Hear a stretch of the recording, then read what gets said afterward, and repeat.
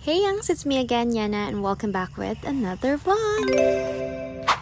Ginawan nga ako ni Papa ng mini kubo sa likod ng bahay namin dahil lagi na daw akong nagva-vlog ng luto-lutuan at saka tambayan na din namin ng mga kapatid ko pag nandito kaming lahat. O diba, supportive yarn? Halos labor of love lang nga ang lahat ng ito dahil wala naman kaming gasto sa mga materialist na yan. Yung mga kawayan kasi nagagamitin namin dito ay galing lang din sa tanim nila ni Mama at Papa sa isang lupa namin. Huy, hasyendera yan. Mga 500 hectares lang naman, charis. Goal nga natin na hindi tayo mapagastos lalo't may pagkukunan nga tayo ng mga materialist na yan. Kaya naman bilang bubong ng ating mini kubo, ito nga kugo ng gagamitin namin dyan. Ito nga isang uri ng damo at tinatawag natin itong blady grass. Maaga nga kaming umalis ng bahay para hindi nga masakit yung araw pag nanguha kami. Siyempre sumama ako para naman matry ko kung paano nga ang manguha nito. Sanay nga sila Mama at Papa sa mga gawaing ganito, pero kahit ganun nga ay hindi naman namin na-experience ng mga kapatid ko yung mga gawaing ganito. Mahirap pa din naman pero malayo na sa buhay na meron kami dati. Hindi na nga marami ang sabaw ng noodles.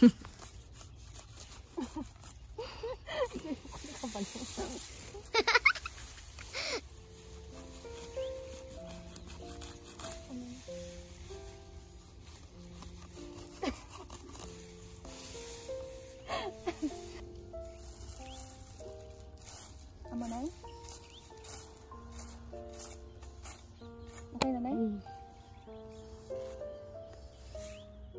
Ayos na pa ba?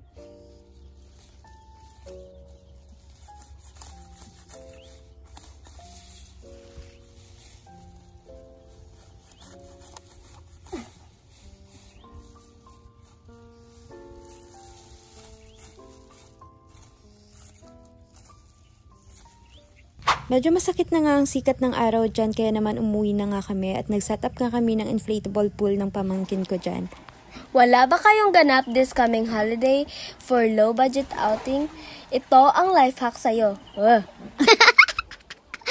Holiday nga ulit nitong mga araw na ito kaya naman nandito ulit kami ng mga kapatid ko. Sobrang init nga ng panahon kaya for our lunch ay sa labas nga ulit kami ng bahay kakain. Kasama nga din namin dito itong mga anak ng cousin ko. Banding na nga namin to tuwing nagkakasama nga kami. Na-miss nga lang namin dito yung nag-iisa naming lalaking kapatid na nasa ibang bansa. Bawi na lang kami si Moto, magpuli ka. Aww. 4 nga kaming magkakapatid, 3 babae at 1 lalaki nga. Lagi nga kaming pinapangaralan ni Mama na kami daw magkakapatid ay huwag mag-away-away at laging intindihin ng bawat isa dahil pag wala na daw sila ay kami-kami na lang din ang magtutulungan. Kung meron mang prayer na hindi mawawala sa aming magkakapatid, yan ay ipagdasal na sana ay bigyan pa ng malusog na pangangatawan at mahabang buhay ang aming mga magulang. Nang sa ganun ay makabawi naman kami sa lahat ng mga sakripisyong binigay at ginawa nila sa amin.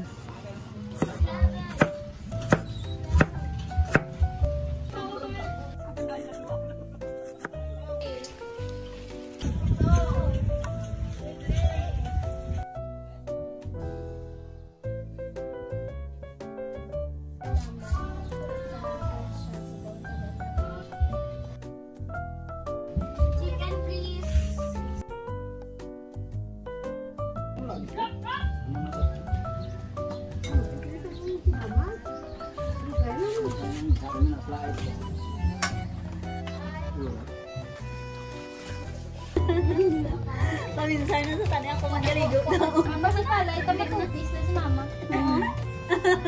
Kasi ito kalipay ganyan ang gasgod sa ano po? Kung why ko ka pa ano, why ka magawa nga ako mga legs mo. Papatag mo lang sa gali.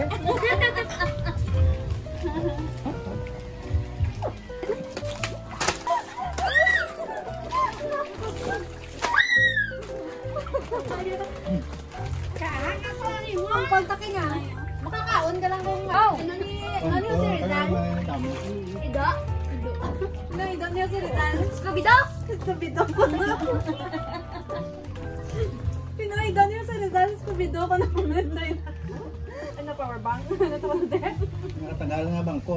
Ano pinakamadugay nga bangko ka no? Pinakamadugay na bangko.